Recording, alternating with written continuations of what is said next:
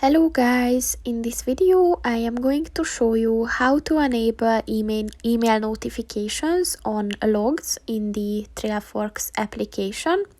But first I just want to mention, don't forget to subscribe to my channel, because at 10,000 subscribers I am going to show you my whole YouTube revenue statistics and growth strategy, as well as how to make money online.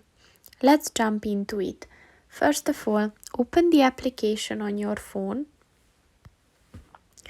and then click on the three lines at the top of the page on the left, and then click on the settings button, and then click on the notifications button, and at the email section look for the hike logs email button.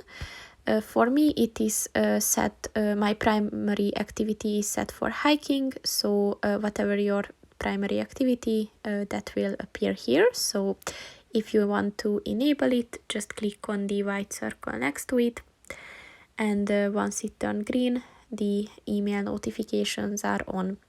So that's pretty much it for this video, guys. See you in the next one. Goodbye.